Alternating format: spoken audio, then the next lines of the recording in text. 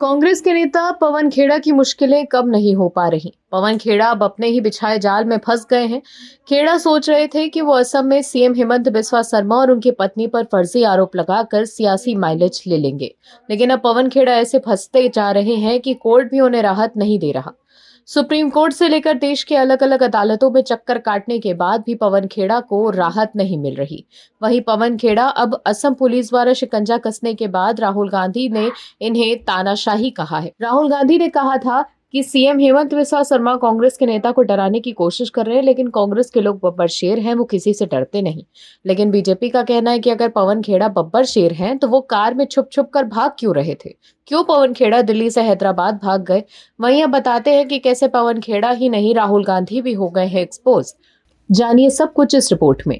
एक बार फिर कांग्रेस पर गंभीर सवाल उठ रहे हैं कि मोदी और बीजेपी विरोध के चक्कर में पार्टी के नेता कैसे कानूनी पचड़े में फंसते जा रहे हैं।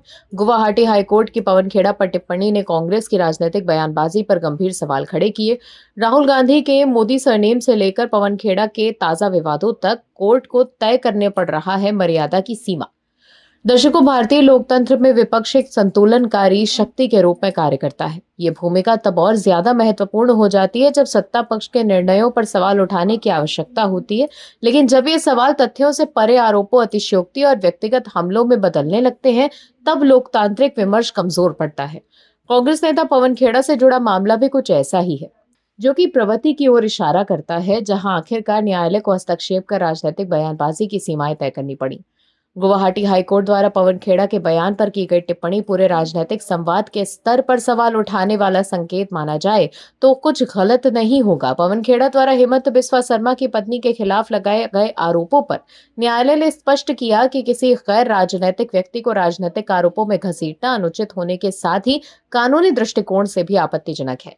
ऐसे में कोर्ट की ये टिप्पणी इस बात का प्रमाण है कि अब न्यायपालिका राजनीतिक बयानबाजी को राजनीतिक भाषा मानकर नजरअंदाज करने के मूड में नहीं है। पवन खेड़ा का यह तर्क है कि उन्होंने सिर्फ सवाल उठाए थे, लेकिन कोर्ट उनकी दलीलों से संतुष्ट नहीं हो सका।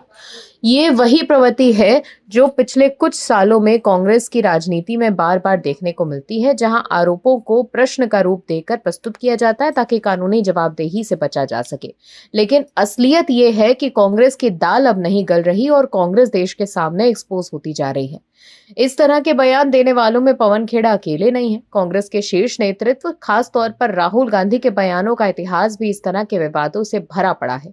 चौकीदार चोर है जैसे नारे से राजनीतिक माहौल को गरमाया जरूर था, लेकिन जब मामला अदालत तक जा पहुंचा तो राहुल गांधी को स्पष्टीकरण देना पड़ा और खेद भी व्यक्त करना पड़ा था। कानूनी पचड़े में फंसने के बाद अब इस बयान के लिए राहुल गांधी ने माफी मांगी। इस प्रकार राफेल सौदे को लेकर लगाए गए आरोप भी लंबे समय तक चर्चा में रहे, लेकिन उन्हें भी न्यायालय में साबित नहीं किया जा सका। वहीं राहुल गांधी का मोदी सरनेम वाला बयान भी इसी कड़ी का हिस्सा है, जिसने उन्हें मानहानि के मामले में सजा तक दिलाई। ये अलग बात है कि आगे इस मामले में उन्हें राहत मिल गई, लेकिन इस पूरे प्रकरण ने तो ये स्पष्ट कर ही दिया कि राजनीतिक बयानबाजी की भी एक सीमा होती है, जिसे पार करने पर कानूनी परिणाम भुगतने पड़ सकते हैं। इसी तरह से समय समय पर देश के बाहर विदेशों में दिए गए बयानों को लेकर भी राहुल गांधी विवादों में रहे हैं। ब्रिटेन और अमेरिका में भारतीय लोकतंत्र पर सवाल उठाने के मामले में साथ ही तमाम प्रश्नों ने राजनीतिक बहस को और तेज कर दिया। इसके अलावा चीन ने भारत की जमीन हड़प ली है वाले मामले में भी राहुल गांधी को सुप्रीम कोर्ट में यू टर्न लेना पड़ा। राहुल गांधी को शीर्ष अदालत से कड़ी फटकार भी पड़ी थी। वहीं चौतरफा घिरने के बाद राहुल गांधी ने कहते हुए यू टर्न ले लिया था कि मीडिया में छपी खबर के आधार पर वो ये आरोप लगा रहे थे। वहीं वोट चोरी को लेकर भी राहुल गांधी ने पीएम मोदी और बीजेपी पर खूब आरोप लगाए थे, लेकिन जब बीजेपी ने सुप्रीम कोर्ट जाने की अनुमति दी और चुनाव आयोग ने हलफनामा मांगा तो राहुल गांधी पीछे हट गए और उनका ये मुद्दा भी फ्लॉप हो गया। इन सभी घटनाओं को एक साथ रखा जाए तो ये स्पष्ट पैटर्न उभरता है कि कांग्रेस के नेता पहले तीखे और गंभीर आरोप लगाते हैं, फिर उन्हें राजनीतिक विमर्श में फैलाया जाता है और जब फंसते हैं तो या तो पीछे हटना पड़ता है या मामला अदालत तक पहुंच जाता है। वहीं पवन खेड़ा के मामले में गुवाहाटी हाईकोर्ट की टिप्पणी इस बात का संकेत है कि लोकतंत्र में अभिव्यक्ति की स्वतंत्रता असीमित नहीं है। जब किसी व्यक्ति की प्रतिष्ठा दांव पर लगती है, विशेषकर वो व्यक्ति जो राजनीति में सक्रिय नहीं है, तब कानून हस्तक्षेप करता है। अदालत ने स्पष्ट किया है कि आरोपों को साबित करना आवश्यक है, अन्यथा वो संभावित अपराध बन सकते हैं। ऐसे में जब कोर्ट से झटका लगने के बाद पवन खेड़ा असम पुलिस से भागे भागे फिर रहे हैं। Bureau report OMH news. आप दर्शकों से विनम्र निवेदन है कि चैनल को सब्सक्राइब जरूर करें